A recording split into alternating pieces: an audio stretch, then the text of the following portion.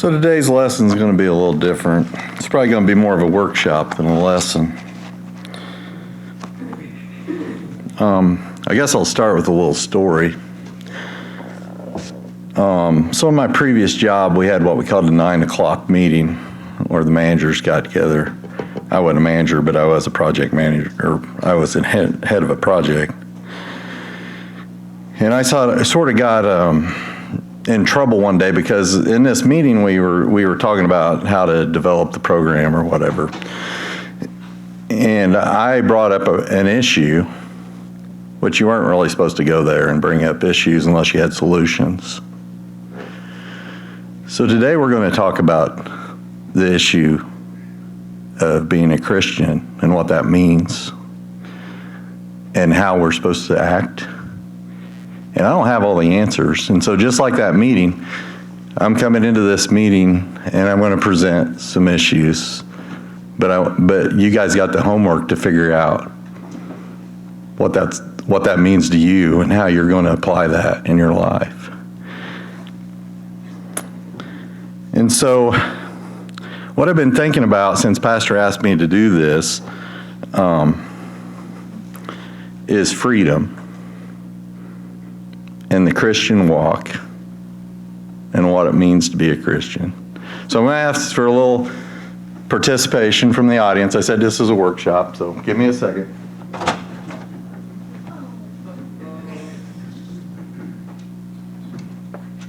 And I love whiteboards. Do you guys like whiteboards? Absolutely. It is the greatest invention of mankind. One of them. Hey, don't get personal. Yes, I'm an alcoholic, aren't I? You remember that? You remember the little store, Alco in Shelbyville? On my noon hours, I'd go there, and there was a which one was it? Yeah. Tim. Tim worked at Alco, and so I was told that I was an alcoholic. That's that little side story. Because I would go to Alco a lot. So today I want you guys to think what it means to be a Christian. And these aren't right or wrong answers, because the answers in my head are all wrong. I'll share some of my answers to get us flowing here. So, well, maybe they're wrong or right. I'll leave that up to you. But, dress modestly.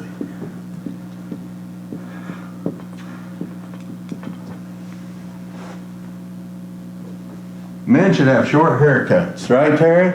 Yeah, sure. Great shape, too.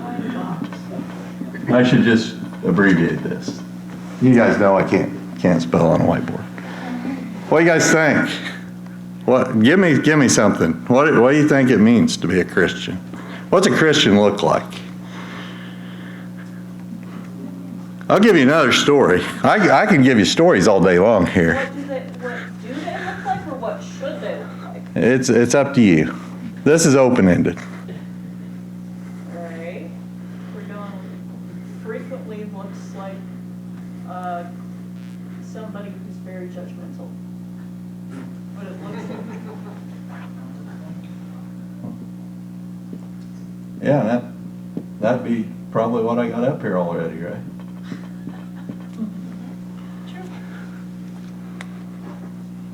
Yes, Cynthia. When I grew up, I honestly thought that for some of the little old ladies at the church I attended, not here, that the last happy day they had was the day before they got saved. So unhappy. And that's really what brought this well, it wasn't what brought this about, because I was thinking about this freedom thing as soon as passed, but at Christmas, guess what? You sit around the table and you talk about things, right? And maybe it's just my experience, but I don't think so, because I hear it from the pulpit. I mean, I don't know that our current pastor is pretty good. I don't hear him, I don't think, down on stuff a lot. But a lot of the preaching across America is about how bad things are, how horrible things are, how we're all society is going to hell, and is that the Christian message, people? Should be hope.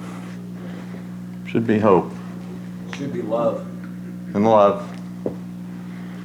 peace, Peace. grace. Well, maybe I better put that over here. Right, Scotty? Love, peace, need a bigger whiteboard. grace, You might need 2 or 3. We need a bigger phone. Compassion, compassion. joy. So if we're sitting in that 9 o'clock meeting, whether it's at the Christmas table with our relatives or in an actual 9 o'clock meeting with coworkers trying to figure out something, are we supposed to bring all these unhappy problems and talk about everything that's wrong with the world? Is that our Christian duty? About how our neighbors are scumbags and they're smoking weed and whatever they're doing that we don't like. Yeah. I mean, is that even a problem? I mean, I don't know. I'm not going to talk about that today. But I mean, that's the way we think, right? They're not like us. We don't like them. They got brown eyes. They have brown eyes.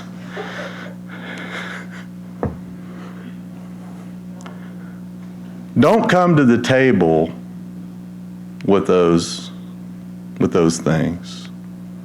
We do. Do we look any different from that? Right. And so it's about the new year too, right? It's about resolutions. And it's about, I mean, I go back to the Israelite nation. They were enslaved people to the Egyptians. And God took them through the Red Sea, and that was basically their baptism. Your baptism is to wash away your previous problems, your previous sins. But what did the Israelites do, and what do we do? They immediately they fell into looking back. They wanted to go back. So what did they get enslaved to then? What did Moses bring down Then they were enslaved to all these things they were supposed to be doing. The law, right? They never made it to the promised land. Because as soon as they got out of slavery, they went right back into slavery to a different to a different set of things. And I don't know. So here's the thing I don't know. I don't know how to reconcile the law and my salvation. I've never quite figured that out. Because I don't think the law is wrong. But I don't want to be enslaved to the law, right? Because we're past that. We don't have to be a slave to that law.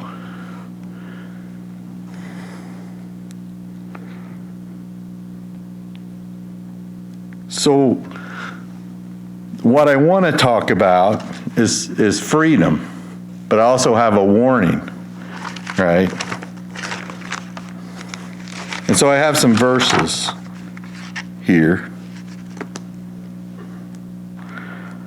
I have Romans in the 8th chapter, 12 through 17. And in my Bible, and this is the ESV version, it says this section starts with the heading, heirs with Christ. We're heirs with Christ. So we don't need to be sitting at that table being bitter about everything that's going on. We need to be the light, right? And so this is what it says. So then, brothers, we are debtors, not to the flesh, to live according to the flesh. For if you live according to the flesh, you will die. But if by the Spirit you put to death the deeds of the body, you will live. For all who are led by the Spirit of God are sons of God. That's pretty powerful. You're all sons of God. For you do not receive the spirit of slavery. We're not supposed to be slaves to to fall back into fear. But you have received the Spirit of adoption as sons, by whom we cry, Abba, Father. The Spirit himself bears witness with our spirit that we are children of God, and if children, then heirs, heirs of God, and fellow heirs with Christ, provided we suffer with him in order that we may also be glorified with him. So remember that you are heirs of God. You're children of God. So my second reading is from 2 Corinthians in chapter 4, verses 7 through 18. And in my Bible, in this version of the Bible, this section is titled Treasure in Jars of Clay. Remember that you're a treasure.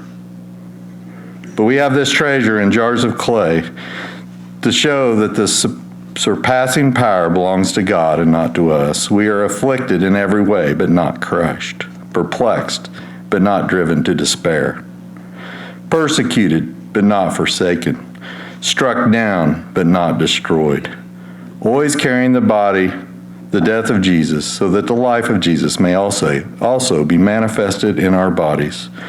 For we who live are always being given over to death for Jesus' sake, so that the life of Jesus also may be manifested in our mortal flesh. So death is at work in us, but life in you. I'm going to leave that reading right there. But we've all heard that, jars of clay, right? Broken pots.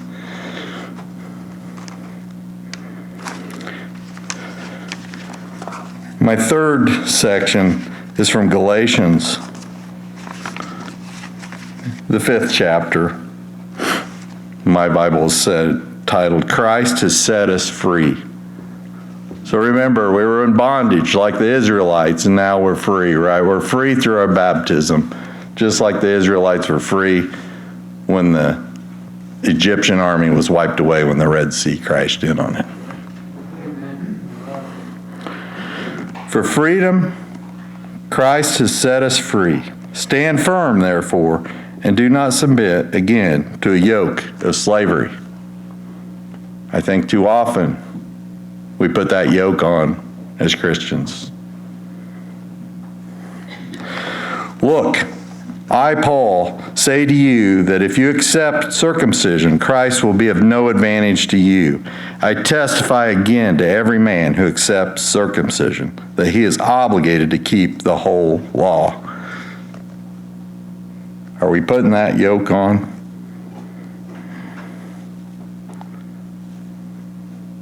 Are we taking these things on this side?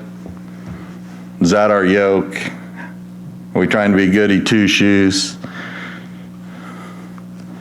I don't know. I don't know what the answer is. I'll editorialize here a little. I don't know what the answer is when I walk into Walgreens in Decatur and there's a guy standing there by the door and I know he's homeless. Am I supposed to take him and buy him a hotel room for the night? I don't know. I don't know what the answer is. But I know what Jesus said when they poured all that perfume on him. He said that the poor are always going to be among us. So are we supposed to yoke ourselves with guilt all the time? Are we supposed to sit at the kitchen table and gripe and complain about how things are bad? Or are we just supposed to take the freedom that's given us?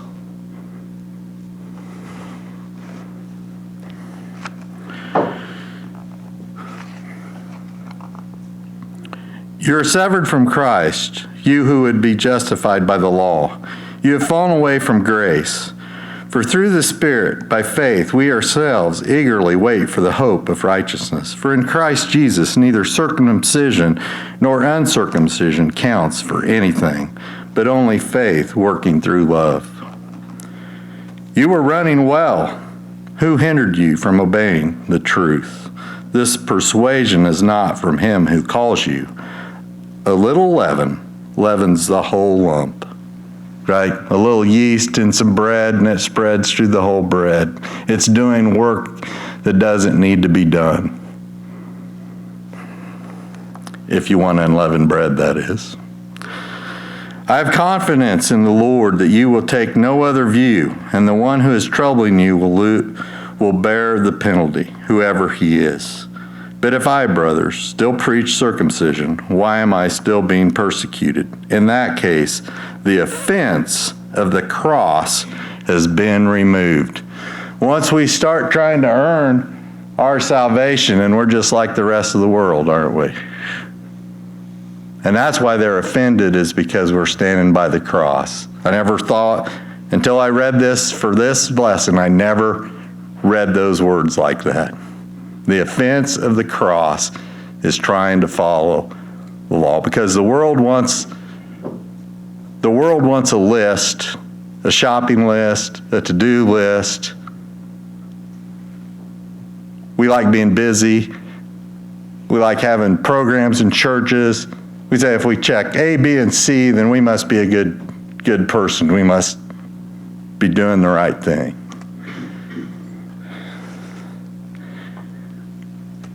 But the cross doesn't say that. And that's why it's offensive, because people want to have an ABC list. But the cross is offensive because it's not an ABC list. At least that's the way I read that passage.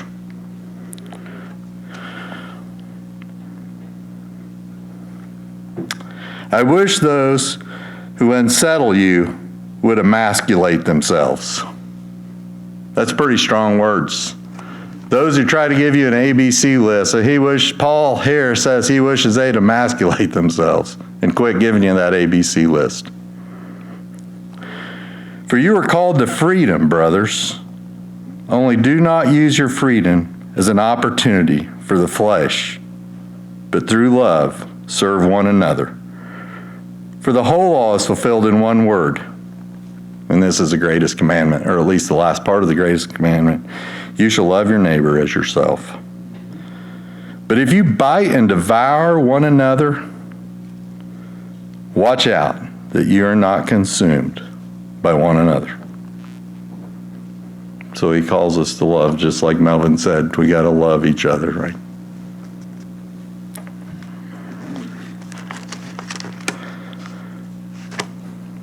I'll leave you with that.